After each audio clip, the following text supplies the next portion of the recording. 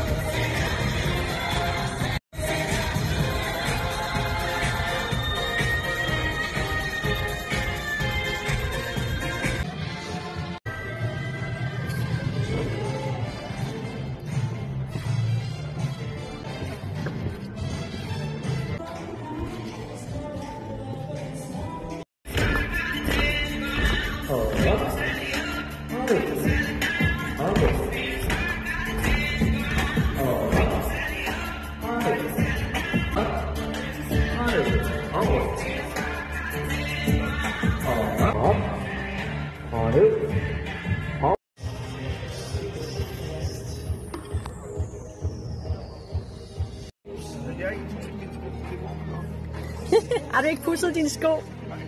Ej, så ved jeg ikke, om det er godt. 4, 3, 2, 1, og sidste sæt i kortet.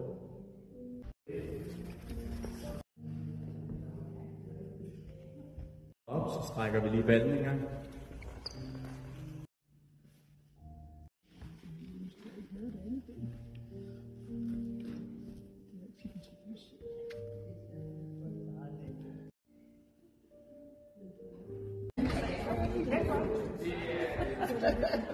Vi har godt blive helt dagen.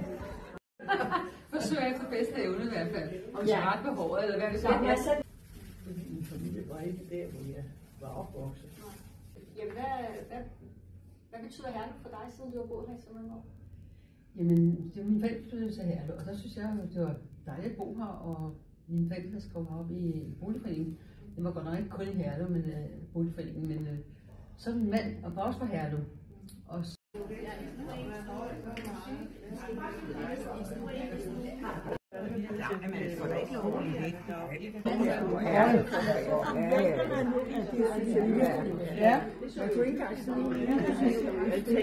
Det synes jeg må være forfærdeligt at sidde derude.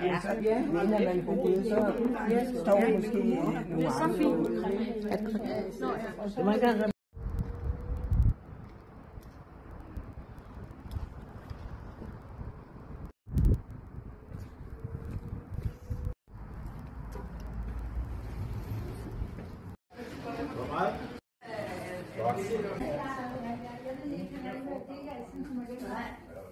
Jeg har jo lige snakket med i dag.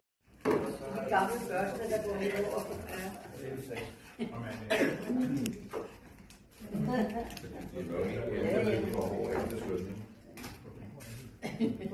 Du har travlt med at sætte det på. Altså, der er den der, vi kan også bruge Kildegårdsskole.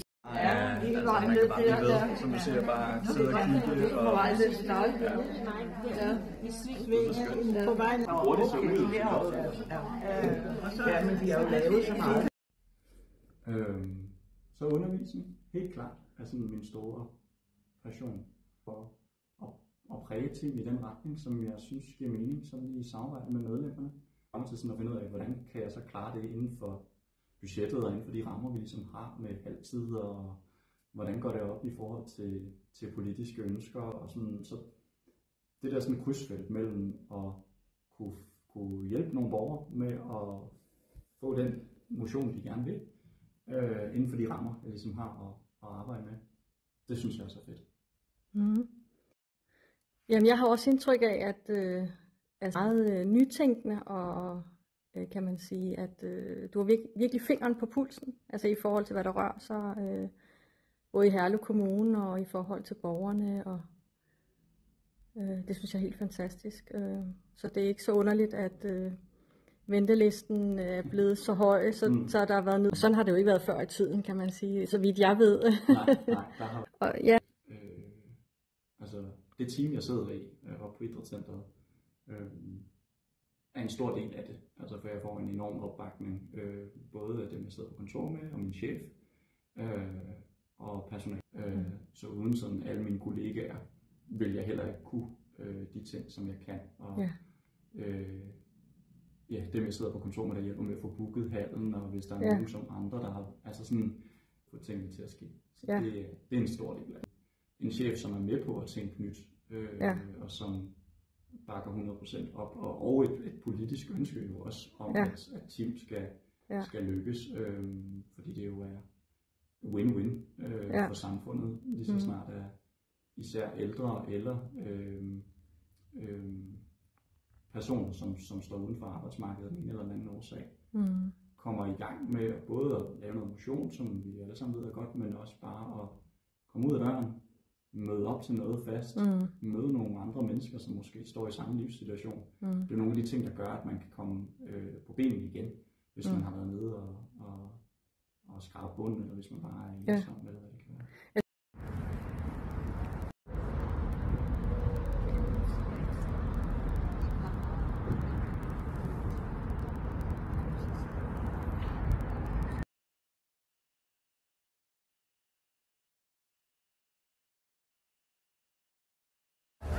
175.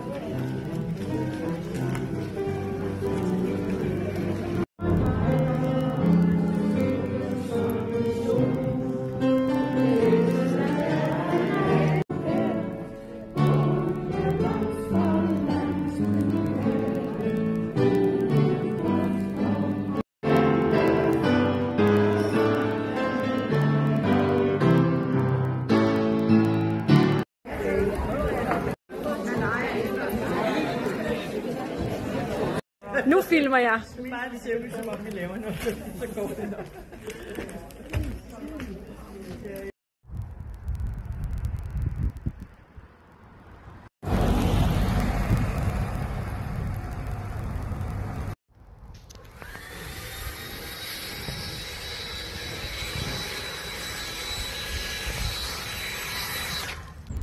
Sådan det.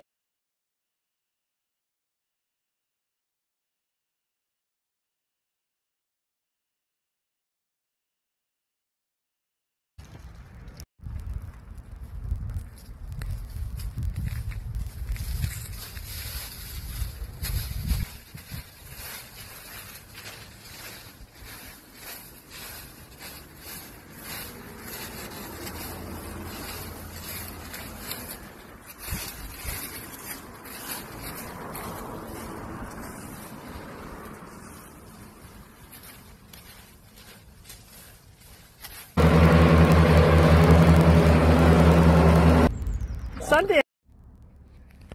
Hvad er det, du godt kan lide ved at arbejde i Herlev? I Herlev, altså det var fordi arbejdspladsen ligger i Herlev faktisk, altså jeg kan godt lide at passe altså, arbejdsplads rent og pænt, og de påvirker også på en eller anden måde til Herlevs, på Herlev, ikke også? Det er jo lige præcis det, der er diagnosen. Og det gør han om. Ja, han... Altså, som sagt, altså, jeg kan godt lide mit arbejde faktisk. Altså. Det er dejligt, det kan man også godt mærke på dig, du virker meget engageret, og det kan man jo mærke på, at det du gør for Herlev, ikke? Jamen, det kunne godt, det kan godt mærke det. Så det siger jeg tusind tak for. Hvor mange år er det, du har arbejdet i Herlev? Sidste 3 år faktisk. 3 år, ja. Men det er dejligt at høre, at du er glad for det. Er det rigtigt? Så det er den fornemmelse, du har? Jamen, det kan jeg også godt fornemme på dig. Men tusind tak.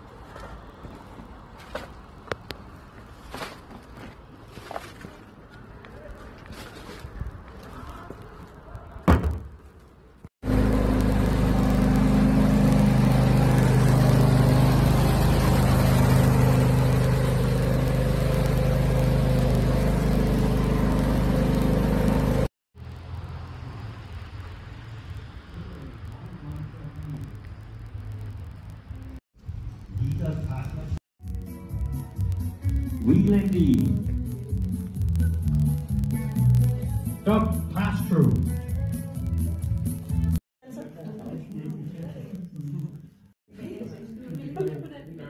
Move.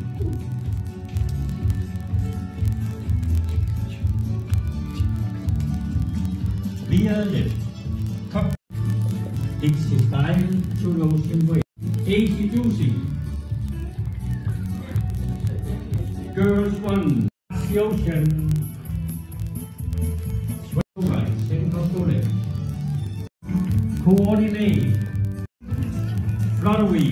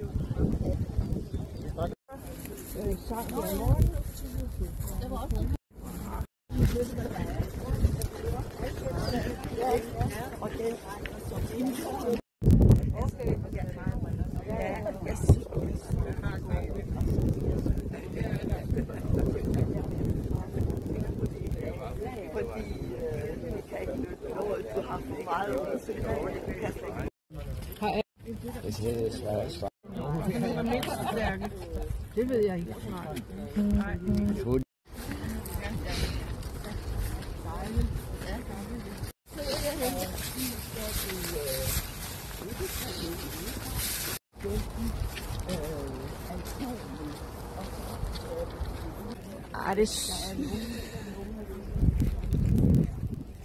Lige 2 sekunder.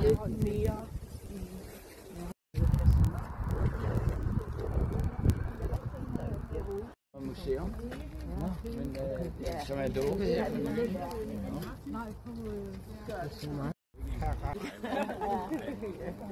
Hvad siger det fint? Jeg vil også gerne have sådan en. Nu ser den løs, det vil jeg ikke have. Tak. Det er bedste i dag. Det er det, som vi fejrer, når vi råber hurra. På sin fødselsdag må man en hyldes. Hurra, hurra, hurra, til hjem. Skål. Og tillykke. Ja. Det er sang i år. Jeg blev smidt med svindinger ned på låsen. Jeg ved ikke, hvad det er.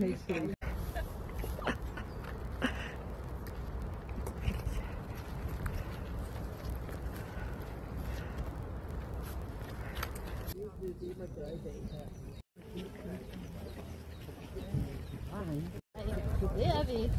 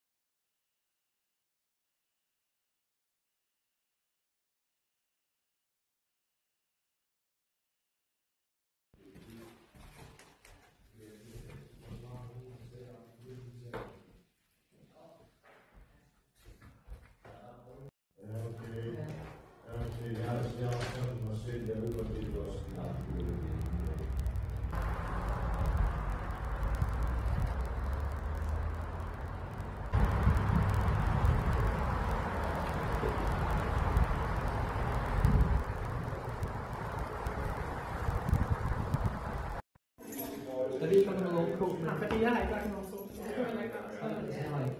Så tænker jeg lige, at det vil være så plads i frysningen. Så det er næsten har oplagt en mulighed. Jeg ved også, at der skal stå helt stille. Der er alle 4 nu, så kunne man næsten lave noget præcis. Ja. Kunne I synes, så jeg gør det? Ja, jeg har sagt det, hvis I synes, det er fint nok, så er jeg lige godt over.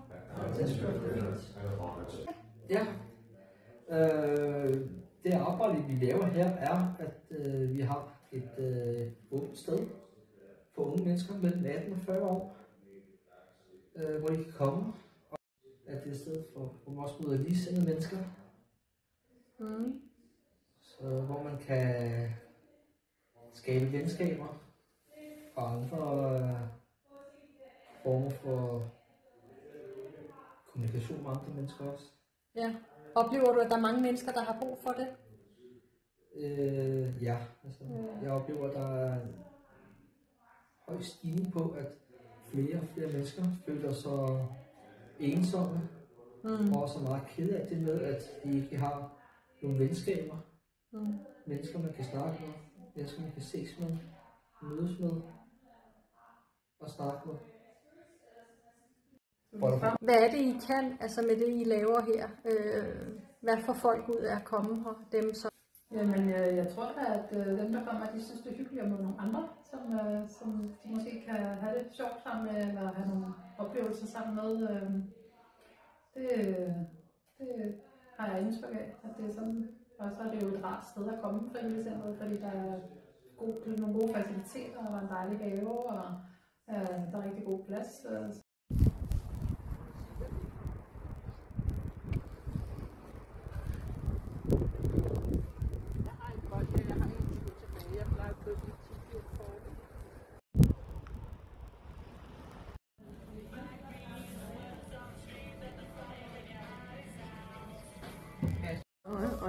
Og så når vi skal have frokost, så tager det ikke plads op. Det siger, at I skal have alle 3 pladser op. Hvorfor det? Jamen, fordi vi er så mange mennesker. Ja. Broadness. Det er det, der bliver skabt så godt. Og vi skulle finde et navn til det, og derfor blev det trivsel, idræt og motion. Ja. Nej, med store gymnastik. Og stillen er kommet til senere, for det er dem, der... Jamen, jeg vil bare spørge dig, hvis du skal sige noget om plussiden ved Herlev. Hvad er det? Jamen, det har jo været en pragtfuld by. Der er grønne arealer, der er pæne aktiviteter i mange år. Har ordentligt glade for, og alle de ting, vi har haft her i Herlev. Ja. Så og det har været ligesom en landsby, man mødtes med om Herlevbladet, man vidste hvem var. Så... Hvad vil du så sige minussiden af ved Herlev? Jeg synes, der er bygget for meget højt i Herlev. Det, der gjorde det hyggeligt i Herlev, det var, at man dengang måtte man kun bygge til anden sal. Og det gjorde det sat bevaret landsby.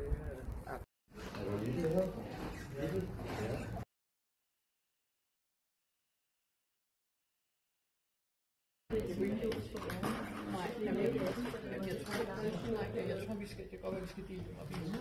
Som Jeanette sagde, den er i Herlev. Den er jo oppe. Den er oppe. Det behøver du ikke. Så du er en af de frivillige? Ja, det er jeg. Hvor lang tid har du været det, hvis jeg må spørge?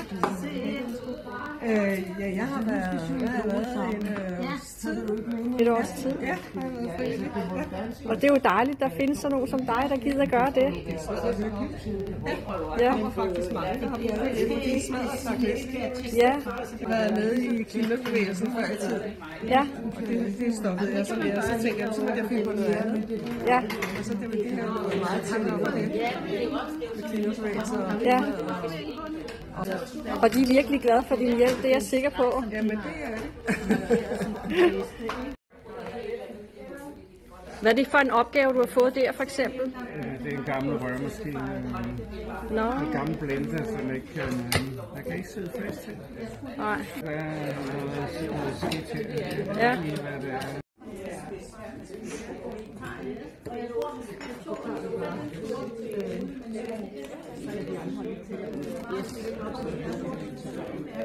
Skriver I ned, hvad det er for nogle ting, opgaver? Ja. Jeg har lige startet. Du er lige startet, nå? Første gang, jeg er med. Nå, interessant. Så jeg ved slet ikke, om jeg kan bruge. Det er jeg sikker på, at du kan.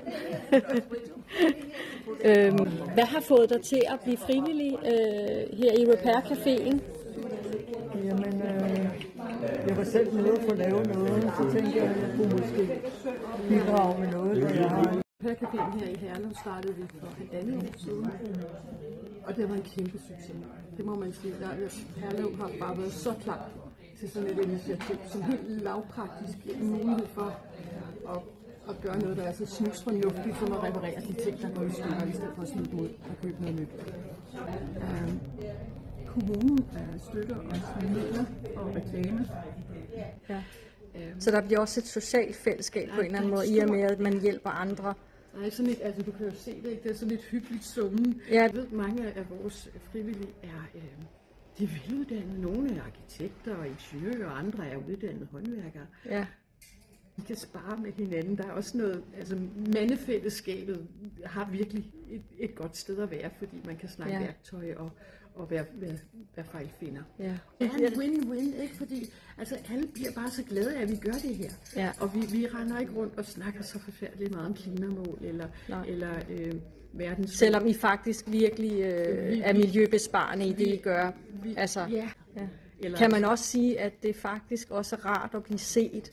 Altså, at der er nogen, der faktisk kan hjælpe en, man bliver set. Og dem, der hjælper, de bliver faktisk også set på det, at de har noget, de har en værdi, de tilbyder, at de kan noget, ikke? Det er rent værditilførelse hele vejen igennem. Både de... Hallo, jeg er født, vokset op, stykket af og vendt tilbage. Den er kraftedeme nok med at dø her, men det kunne være meget værre. Det kunne være for Rødovre. Og du har simpelthen boet hele dit liv her, ikke? Jo, altså, bare lige nogle korte teenageår, hvor jeg flexede lidt hos en kæreste på Nørrebro, og det var sådan lige i midten, det der med forstederne, ikke? Det gustafascismen lever. Og alligevel så er der også de her små, halvapokalyptiske steder, som for eksempel den udplørede Elverpark, hvor jeg ikke må fodre ænderne. Jeg kan ikke kaste så langt, så det er ligegyldigt, hvis det var, eller jeg gjorde. Kan du lide at bo i Herlev? Altså, det er jo sjovt, fordi at med årene er jeg jo begyndt at kunne lide det igen. For jeg kunne godt lide, at det var helt lille, synes jeg. Jeg synes, at forstederne kan noget, ikke? Altså, fordi det er det der med, at der er mange ting tæt på, og meget alligevel, hvor man ikke behøver hele tiden at forstyrre af ting og forstyrres. Men omvendt igen, sker jo ikke rigtig en skid, men. Nej. Så. Og så kan man så tænke omvendt igen, at det er bare fordi, jeg ikke kan finde det. For jeg har jo fundet mange ting, altså jeg kan da godt lide at gå hermed. Altså nu er der ikke... Synes du, der mangler noget mere til de unge mennesker? Der mangler noget til alle. Der mangler noget til sammenholdet. Der mangler noget, så folk ikke sidder alene. Altså fordi høj som lav, stor som lille, alle ung som gammel, der er mange, der ligesom sidder alene. Det var måske også den der pandemi kunne belyse i hvert fald, at det er jo ikke unaturligt, at vi savner et fællesskab. Ja. Og på tværs af, hvad der interesserer os, og forskellige ting, og gudskelov for det. Altså, jeg bliver nok aldrig god til line dance eller river dance, men jeg nyder at kigge på det. For eksempel. Så jeg er da glad for, at der er nogle andre, der dyrker det. Ja. Jeg bor jo i Herlev. Jeg er født her. Jeg kalder mig selv sådan en tredje generations indvandrer. For det var jo en af mine bedsteforældre, der flyttede til fra Møn. Okay. Min far var sådan cirka måske meget lille. Men jeg tæller det stadig som nummer 3. Og det kræfter mig min by. Ja. Fra den 6. maj i år, altså 2025. I princippet er der vel altid en naturlig forklaring. Spørgsmålet er, hvad nærmere om sammenhæng kan ses, nok til det kan kaldes bevis. Og hvad lærer man egentlig af? Egne observationer og hvad man vælger at tro.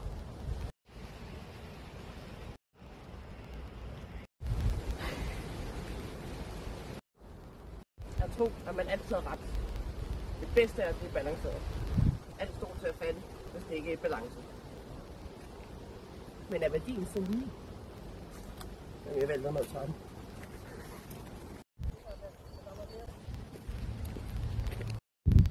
Jeg tænker nok for meget for mærkeligt. For mystisk. Nej, du er bare en sand kunstner. Du er i hvert fald flink. Do not rewrite history. Learn from it.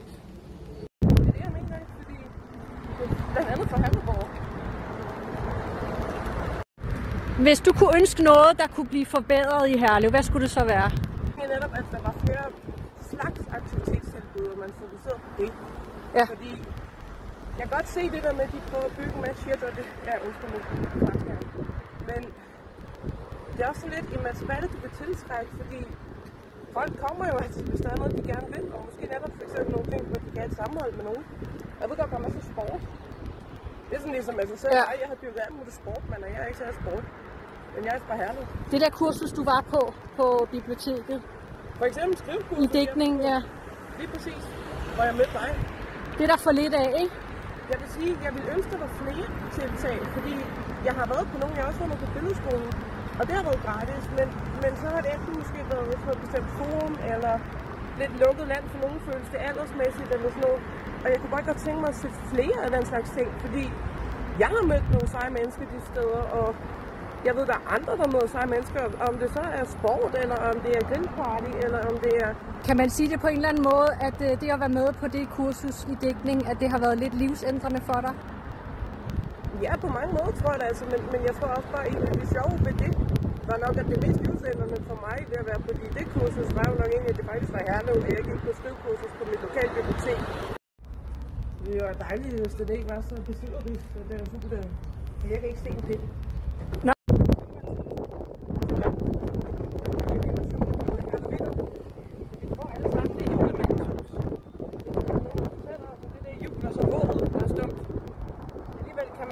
Lavkage og varm kakao.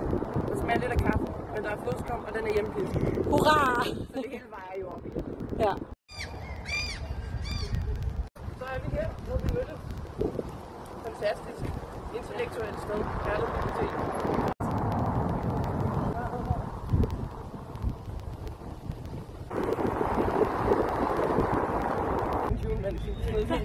Det passer overhovedet ikke til julemandens hus. Lige præcis. Ja, det er sådan en fantastisk mine. Det var sådan noget med, min ven, er du nogensinde ked af det? Så ring til mig, så synger jeg for dig.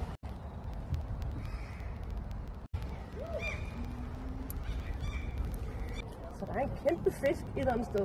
Så bliver den tør jeg bare lige for mig. Er det rigtigt? Fisken er her. Ja. Så kommer den frem indimellem, og selv folk som mig, der har boet her altid i over 30 år, har set den én gang. Så derfor.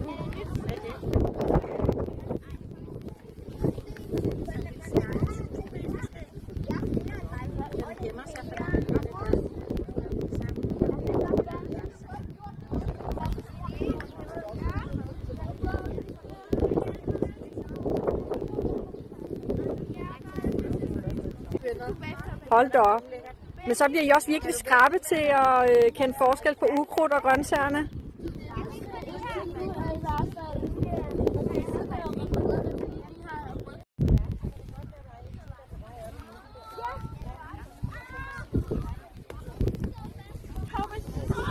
Radiser, kartofler, jeg har plantet her. Hold da op. Hvor er I gode? Er det rigtigt? Ej, det er virkelig godt venskab der. Og samarbejde, at man hjælper hinanden.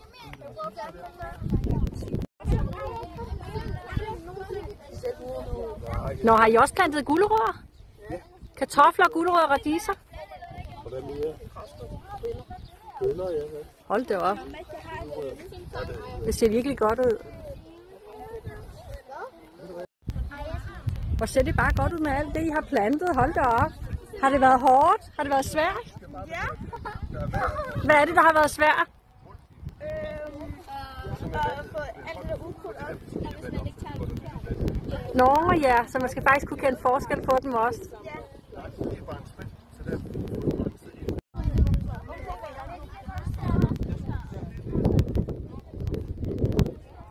Men hvad synes I om det, når I kommer ud på Kildegården? Jeg ved, I kommer ud flere gange i hvert fald. Hvordan er det i stedet for at sidde i et klasselokale? Okay, vil I hellere sidde i et klasselokale? Nogle gange. Så det kan noget hver især? Hver for sig, ja. Hvad er det gode ved at komme ud her så, ude i naturen? Det er ikke så kedeligt ude i naturen. Nej.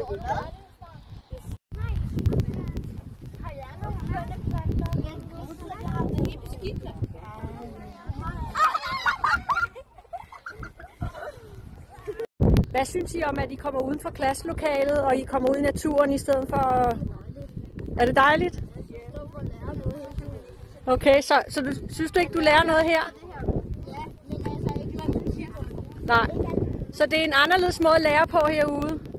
Man tænker ikke over det? Nå, okay.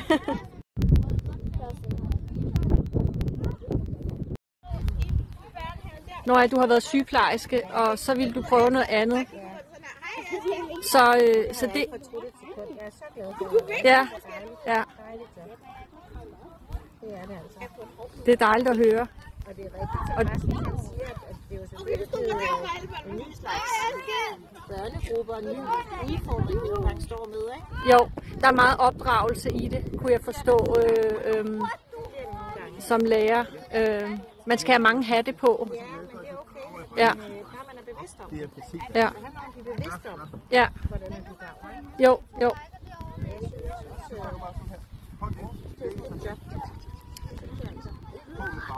Og så kan man jo til en vis grad selv beslutte lidt også det der, om man skal være mere ude eller inde, eller om der skal bevæge sig, ikke? Jo. Børnene, de får det med, som de skal i forhold til, når man skal gå, så kan man blive ret glade rammer. Ja. Dejligt. Man udfordrer på nye måder, så er det, altså alle børn gør deres bedste. Det er faktisk det, der er vigtigt hele tiden at huske, hvis man synes, der er nogen, der udfordrer rigtig meget, så man tænker, jamen de gør faktisk. Hvad mener du er de vigtigste værdier, som I giver børnene med? Altså... Det giver med, at man kan holde for sig selv.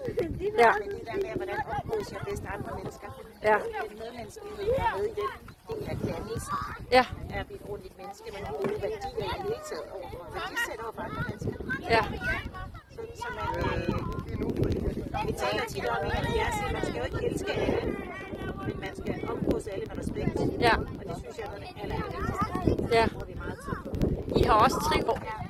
Så du synes faktisk, det rykker noget at have det, og også arbejde med det selvfølgelig ud over? 100%. 100%. Ja. Fordi klassetrivsel er jo vigtigt for, at alt det andet kan fungere, ikke? Jo. Og det vi giver med via trivsel, det er jo noget, de kan bruge i alle andre henseender. Alle andre sammenhæng med andre mennesker. Ja. Og det håber jeg, vi får ud rigtig meget af. Ja. Det tror jeg, vi gør. Jeg tror, vi får ud så man udvider deres horisont. Ja. Det var det, der fik mig til at lære. Det var det, der med, jeg synes, jeg gør en forskel i nogle børn. Jeg er jo naturvejleder her, og kan rigtig godt lide og blomster og alle sådan nogle ting. Og jeg har været her i 9 år, og sådan til at starte med, så gik jeg meget op i fagligt, og synes, det er spændende. Ja. Jeg kan mærke, hvordan det drejer meget mere over på det relationelle. Og det der med at opbygge børn og få dem til at være uafhængige. Ja. Det er langt vigtigere. Ja. Og det er også, altså, det kommer før det, at man kan begynde at snakke om biler. Ja. Men, er det noget, der motiverer dig i det, du laver, at du både kan komme frem med din viden, men også at du kan bruge nogle sociale kompetencer, og du kan hjælpe? Vi har det, jamen, så kan vi arbejde videre derfra. Ja. Man kan også sige, at relation er jo også virkelig, hvad kan man sige, en stor faktor i læringsproces. Altså fordi hvis man har det godt sammen med dem, man er sammen med, så lærer man også noget, ikke? Fordi man har lysten til at lære.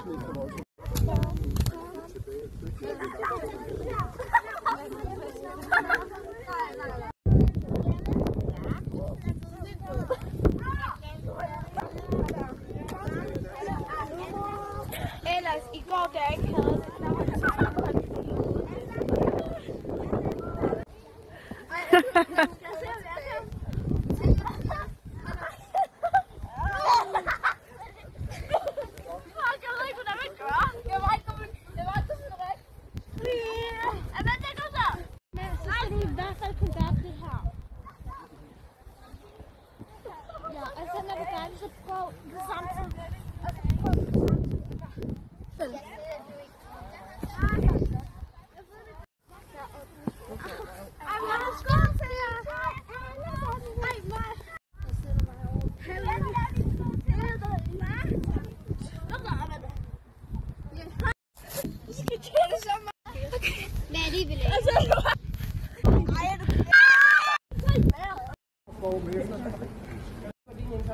Nå, men jeg er bare lidt nysgerrig på, I siger, det er jeres bænk. Hvorfor er det jeres bænk? Okay. Det er fantastisk. Hvor mange år har I boet i Herlev? 56 år. Hold da op, det er 41 år. Hvad er plussiden ved Herlev, synes I? Sammenhold. Sammenholdet, ja. Jamen det er det, altså da jeg var barn og jeg blev så træt af, at de ville have en stille med. Fordi den vej der var jo de gamle huse. Ja. Altså der er jo ikke mange. Hvor mange år har I gjort det? Altså, og nu er der nærmest kun... 41 år. 41 år. Jeg har gjort det i mange år. Så er I virkelig glad for Herlev og bænken, og især den her side af Herlev? Ja. Det er fantastisk. Men man kan også sige, at I skaber historie. Og det er også derfor, jeg gerne vil filme jer. I skaber historie i Herlev. Det håber vi. Ja, det synes jeg. Ja, vi laver noget positivt. Jamen, der skal være plads til alle, ikke? Jo, det er det. Ja. Jeg så I hilse på den forhenværende borgmester. Ja, han er vores ven. Ja, det er dejligt. Det er ham, der sørger for, at jeg fik lov at besøge. Okay.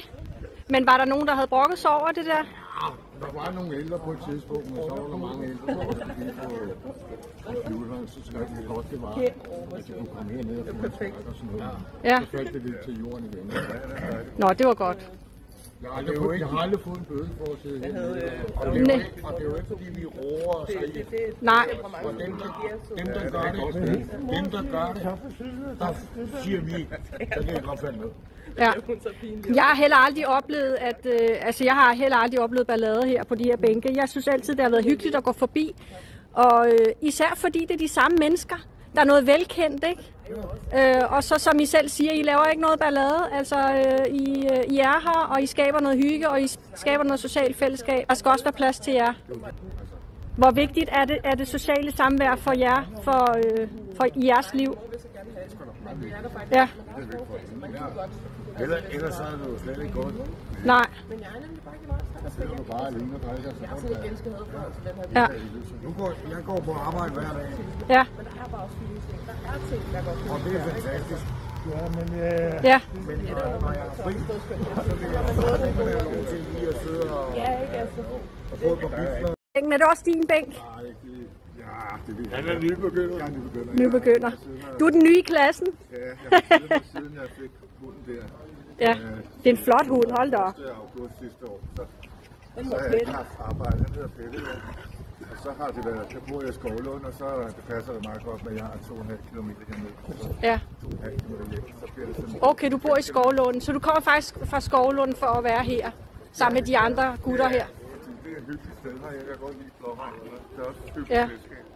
Det er meget rart, når man bor alene, og jeg bor alene, så har jeg nogen at snakke med andre end lige. Herlev, altså noget, du godt kunne tænke dig forbedret, hvad skulle det så være?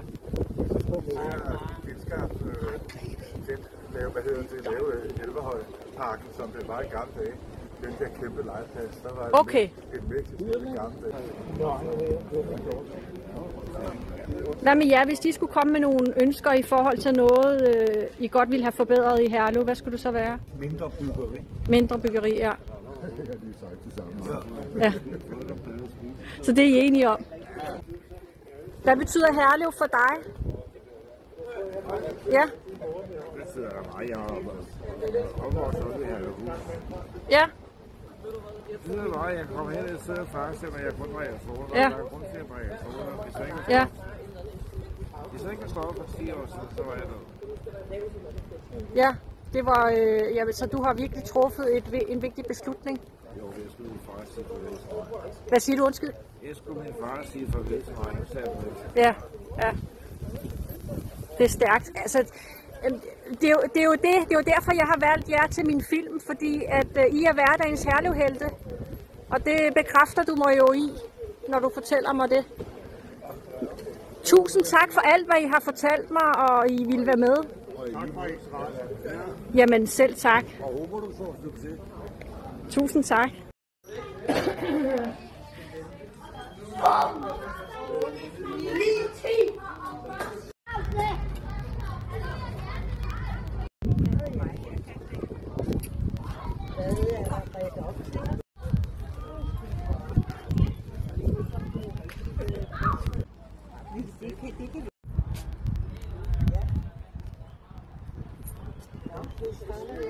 Men I har jo også noget socialt sammen, jo. Er det også det, der trækker? Ja, det kan vi godt sige. Vi slutter om alt mellem himmel og jord. Ja, I ordner hele verdenssituationen. Ja, også det. Det kan man roligt sige. Det gør vi også. Ja, vi taler om alt muligt. Både privat og hvad der sker. Har I lært hinanden at kende her i svømmehallen? Ja. Ja. Det har vi. For I sidder altid og sluder her, efter I har været i svømmehallen. Det har jeg lagt mærke til. Ja, for det meste gør vi lige. Så Ja. sidder vi lige, og hvis vejret tillader det. Ja, det er klart. I gider ikke sidde i regnvejr. Nej. Men for det meste så er vejret der til at købe vejret lidt. Det vil jeg sige. Ja. Så vi kan lige se. Ja. Hvad skal man så gøre, tror du? Så var det alle over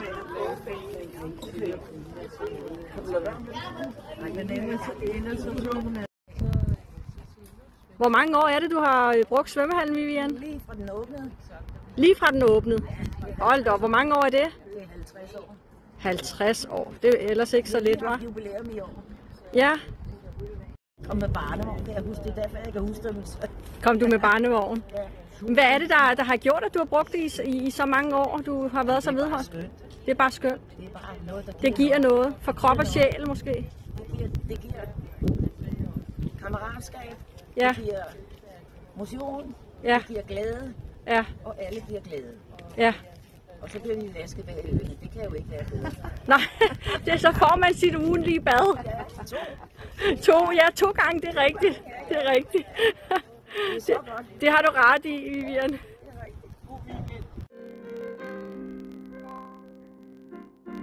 Thank you.